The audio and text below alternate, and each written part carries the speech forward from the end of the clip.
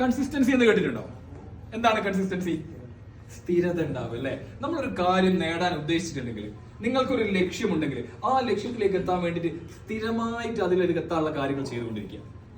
ഈ കൺസിസ്റ്റൻസി ഇല്ലാത്തത് കൊണ്ടാണ് പലർക്കും ലക്ഷ്യത്തിൽ എത്താൻ പറ്റാത്തത്. കുറച്ച് ദിവസം ചെയ്യും, പിന്നെ എന്തെങ്കിലും ബുദ്ധിമുട്ടുണ്ടാവുമ്പോഴേക്ക് അത് വിട്ടേക്കും. അങ്ങനെ ആവരുത്.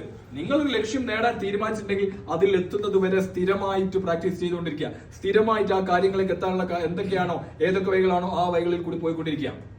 ഇപ്പൊ നിങ്ങൾക്കൊരു ലക്ഷ്യമുണ്ട്, ഒരു മാസം കഴിയുമ്പോഴേക്ക് എനിക്ക് 10 കിലോ കുറയ്ക്കണം എന്നൊരു ലക്ഷ്യം നിങ്ങൾക്കുണ്ടെങ്കിൽ അത് കൺസിസ്റ്റന്റ് ആയിട്ട് നിങ്ങൾ ചെയ്യണം. അപ്പൊ കൺസിസ്റ്റൻസി ഉള്ളവർക്ക് അങ്ങനത്തെ കാര്യങ്ങൾ ഏതൊരു കാര്യത്തിലും ഒരു ലക്ഷ്യത്തിലേക്ക് എത്താൻ വേണ്ടി സാധിക്കും.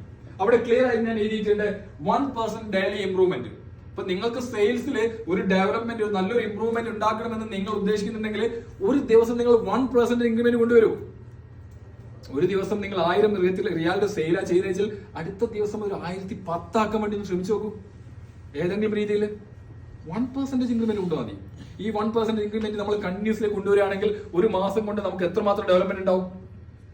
ഒരു ഉറച്ച തീരുമാനം ഞാൻ എടുക്കാൻ ഓരോ ദിവസവും ഇന്നലെ ചെയ്തതിന്റെ 1% ഇന്ന് ഞാൻ അധികം ചെയ്യും.